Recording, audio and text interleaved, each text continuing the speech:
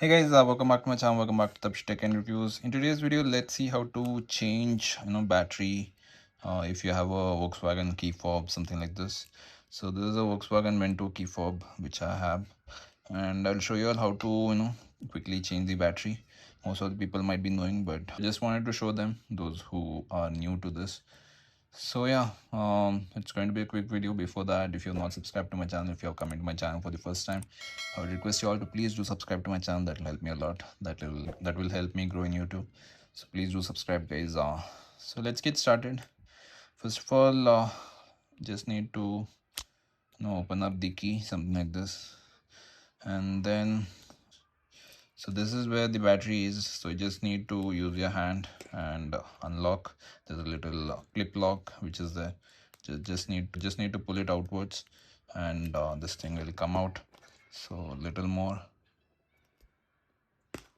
and the whole thing will come out.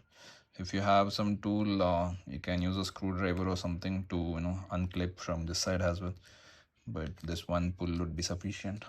So then you need to remove the battery.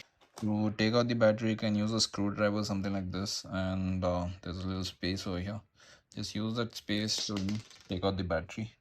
So the battery would jump out and come. So there's a Panasonic CR2032 battery, 3 volts battery it is. So you can just replace it, and just push it something like this, and you can just lock it.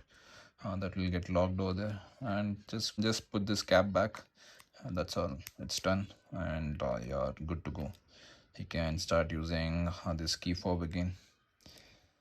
So yeah, that's a quick video which I want to do, guys. So hope you all liked it. So I would request you all again to please do subscribe to my channel if you have not done so.